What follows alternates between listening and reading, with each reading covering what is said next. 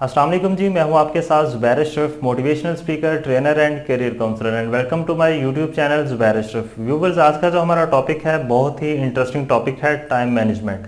आज मैं आपके साथ ऐसे 7 टिप्स शेयर करूंगा जो आप अपनी लाइफ में इम्प्लीमेंट करके टाइम को जो है बड़े इफेक्टिव तरीके के साथ मैनेज कर सकते हैं। बेसिकली टाइम जो है वो 4 चीज़ों के लिए मैनेज किया जाता है। नंबर 1, प्रोफेशनल लाइफ, हम अपनी प्रोफेशनल लाइफ के लिए टाइम को मैनेज करते हैं। नंबर 2, स्पिरिचुअल लाइफ, अल्लाह के लिए जो हम टाइम वक्फ करते हैं, इबादत के लिए जो टाइम हम निकालते हैं। नंबर 3, फैमिली लाइफ, जो हम फैमिली को टाइम देते हैं। नंबर 4, लर्निंग एंड डेवलपमेंट, जो हम खुद पे टाइम सर्व करते हैं, जो हम खुद पे इन्वेस्ट करते हैं। व्यूअर्स, अगर आप ये टिप्स अपनी लाइफ में इंप्लीमेंट कर लेते हैं तो आई गारंटी यू कि आप अपने टाइम को जो है वो बड़े इफेक्टिव तरीके के साथ मैनेज कर सकते हैं। Number 1, create a to do list. Viewers, आपने क्या करना है कि आपने एक टू डू लिस्ट तैयार करनी है जिसमें आपके फ्यूचर के तमाम टास्क लिखे होंगे। मिसाल के तौर पे अगर आप कॉर्पोरेट प्रोफेशनल हैं या आप स्टूडेंट हैं तो आपने अपनी जो पेंडेंसीज चल रही हैं, आपके जो फ्यूचर के टास्क चल रहे हैं जो आपके पेंडिंग हैं, तो आपने एक डायरी पे नोट कर लेने हैं ताकि आपको कल को किसी किस्म का कोई मसला ना बने। अगर वो टास्क आप अपनी डायरी पे नोट कर लेते हैं तो आप जो है वो किसी किस्म का जो है वो आपका जो काम है बिल्कुल स्किप नहीं होगा। Number 2, prioritise your work. आपने क्या करना है कि आपने प्रायोरिटाइज कर लेने हैं, आपके जो मोस्ट इंपॉर्टेंट टास्क हैं वो आपने सबसे पहले नोट करने हैं। उसके बाद जो है वो सेकंड नंबर पे आपने जो है वो लेस इंपॉर्टेंट टास्क हैं। इस तरह क्या होगा कि आपके जो मोस्ट इंपॉर्टेंट टास्क होंगे वो कभी भी स्किप नहीं होंगे। लेस इंपॉर्टेंट टास्क को आप बाद में लिखेंगे। ऐसे क्या होगा कि आप अपने टाइम को जो है बड़े अच्छे तरीके के साथ मैनेज कर सकते हैं। नंबर 3, प्रोएक्टिवनेस क्या है कि आपने अगर आपको कोई किसी भी किस्म का कोई टास्क मिला हुआ है तो आपने डेडलाइन का वेट नहीं करना। अगर आप कॉर्पोरेट प्रोफेशनल हैं, बॉस की तरफ से आपको कोई असाइनमेंट या कोई टास्क मिला हुआ है तो आपने क्या करना है, डेडलाइन का वेट नहीं करना। आपने ये नहीं सोचना कि अभी उसमें थोड़ा सा वक्त बाकी है।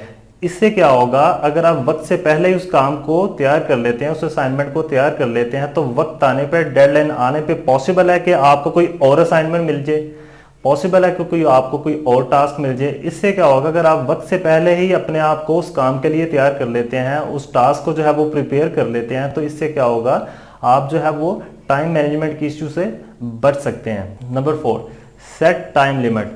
आपको क्या चाहिए कि आप एक टाइम लिमिट सेट करें। जो भी काम आपने परफॉर्म करने हैं या डेली बेसिस पे आप काम परफॉर्म कर रहे होते हैं तो आपको चाहिए कि उसके लिए एक टाइम लिमिट तय करें।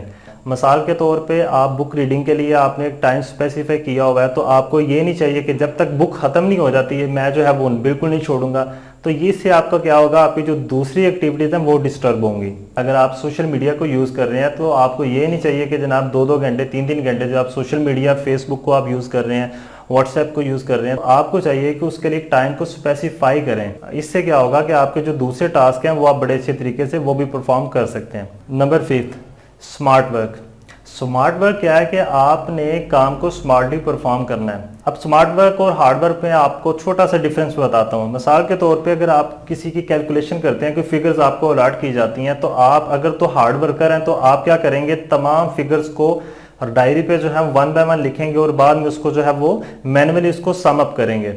और स्मार्ट वर्कर क्या होता है, स्मार्ट वर्कर ने क्या करना है, उसने जो आप उसको फिगर्स अलॉट की गई, उसने कैलकुलेटर पकड़ना है, फटाफट जो है ना उसको सम अप करके जो है वो उसने आपको दे देना है। आपने हर काम को जो है वो स्मार्टली परफॉर्म करना है, आपने हार्ड वर्कर नहीं बनना। तो इससे क्या होगा, आप जो है वो टाइम मैनेजमेंट की इश्यू से बच सकते हैं। Number 6, eliminate time stealer.